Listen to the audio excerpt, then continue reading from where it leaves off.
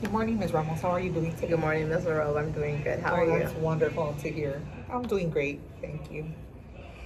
So let's get started for our pre-lesson meeting. To get started, can you tell me a little bit more about your classroom context?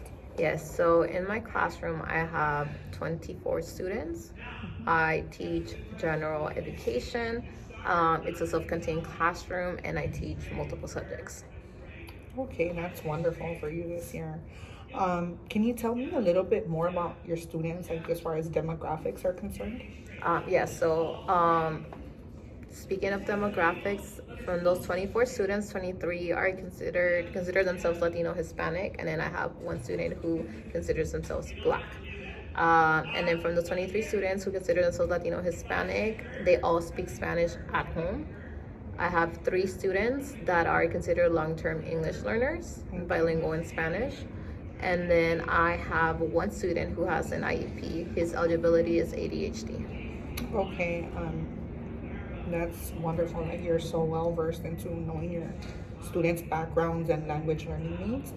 Um, I'm hearing a little bit about their language learning needs. Speaking of which, can you share with me some assets in that area that you observed within your classroom? Well, I've observed that my students feel, with practice, lots of practice, my students now feel confident and sharing and expressing their ideas, specifically their mathematical thinking during math lessons. Okay. Um, it's wonderful to know that your kids are exploring in the area of math to apply all that new learning into the real world. That's an asset. And let's keep that in mind as we're debriefing and speaking about our future lesson that we are going to be discussing. Um, as we think through this lesson, can you tell me about the lesson itself that I'll be observing so I can make sure and see what I'm looking for, the look fors? Yeah, so this lesson is an extension lesson for multiplication, decimal multiplication. It's part of our number system base 10 unit. Students are learning decimal place value and math operations with decimals.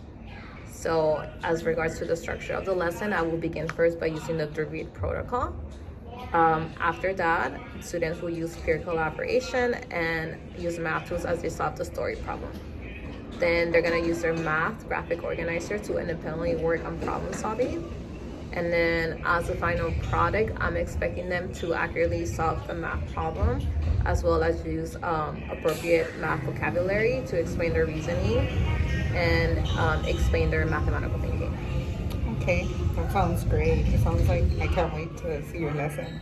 Looking at your strengths and needs instructionally, what do you think your strengths are, Ms. Well, Ramos? instructionally, I feel confident in teaching the 3 protocol and modeling academic language use. I also feel confident in